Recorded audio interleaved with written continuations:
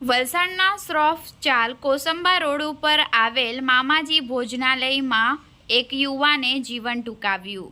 તારીખ 13 સપ્ટેમ્બર શુક્રવારના રોજ મોડી રાત્રે 1 થી 3 કલાકના અરસામાં બનેલી ઘટનાની મળતી માહિતી મુજબ વલસાડમાં યુવાનોના આત્મહત્યા કરવાના બનાવો અટકવાનું નામ નથી લેતા, જેમાં છેલ્લા 15 દિવસમાં 5 યુવાનોએ અગમ્ય કારણોસર જિંદગીથી કંટાળીને જીવન ટૂંકાવી લેવાની ઘટના વધતી જઈ રહી છે. જેમાં ખાસ કરીને મોબાઈલથી થતા સંપર્કને લઈ યુવાનો શિકાર બને છે અને હતાશ થઈને અંતિમ પગલું ભરી લેતા હોવાનું અત્યાર સુધી સામે આવ્યું છે.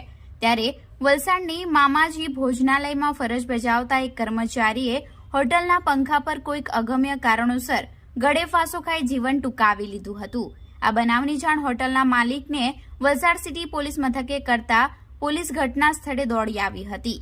આ અંગે પોલીસ ચોપડે નોંધાયેલી ફરિયાદ મુજબ વલસાડના શ્રોફ ચાલ કોસંબા રોડ પર આવેલી મામાજી ભોજનાલયમાં વેટર તેમજ રસોઈયા તરીકે ફરજ બજાવતો 22 વર્ષીય રાકેશ નરપતભાઈ પરમાર મૂળ રહે નીબલા ગાંવ, ઝાલોર જિલ્લો રાજસ્થાન નાઓ છેલ્લા 5 વર્ષથી મામાજી ભોજનાલયમાં ફરજ બજાવે છે, જેણે ગતરોજ રાત્રે હોટલના માલિક સોનારામ પુનાજી દેવશીનો મોબાઈલ લઈ કોઈ સાથે વાત કરી રહ્યો હતો. જે દરમિયાન હોટલના માલિક અને અન્ય કર્મચારીઓ હોટલના પહેલા માળે સૂવા માટે જતા રહ્યા હતા અને રાકેશ પરમાર નીચે સૂઈ રહ્યો હતો.